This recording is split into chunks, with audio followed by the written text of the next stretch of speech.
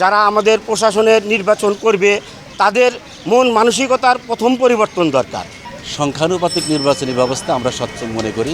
এই search committee যে গঠন করে এটা যেন সকল দলকে সঙ্গে নিয়ে করে, তারাই রাজনৈতিক দলের নেতাদের সাথে বসে তাদের কাছে পরামর্শ নেবে।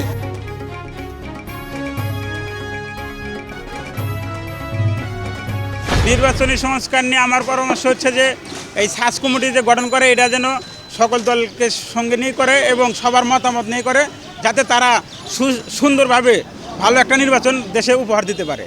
নির্বাচনী সংস্কার আমরা তো চাচ্ছি যে বর্তমানে যে আসনভিত্তিক নির্বাচন ব্যবস্থা, এই নির্বাচন ব্যবস্থার পরিবর্তে সংখ্যানুপাতিক নির্বাচনী ব্যবস্থা আমরা সচ্ছল মনে করি এবং এতে ভবিষ্যতে কোনো দলকে যাতে স্বৈরাচারের রূপ নিতে না পারে সেই জন্য সংখ্যানুপাতিক নির্বাচন পদ্ধতি অবলম্বন করলে এটা ভালো হবে। আমি মনে করি যে তারাই রাজনৈতিক দলের নেতাদের সাথে বসে তাদের কাছে পরামর্শ নেবে যে আসলে কোনটা করলে ভালো হয়। নির্বাচনী সংস্কার করতে হলে কিছু পরিবর্তন আনা দরকার।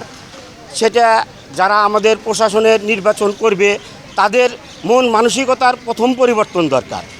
দ্বিতীয়ত, মানুষের যে ভোটের এই 16 বছর তারা ভোট দিতে পারে নাই, সেই মানুষের ভোটের নিশ্চিত ব্যবস্থা করতে হবে এবং পুলিশ প্রশাসন সহ স্কুলের শিক্ষক সহ যারা ভোট কেন্দ্রে দায়িত্ববান অফিসার থাকবে তাদের মানসিকতা খুব স্বচ্ছতা থাকা দরকার, তাহলেই নির্বাচন করা সম্ভব হবে।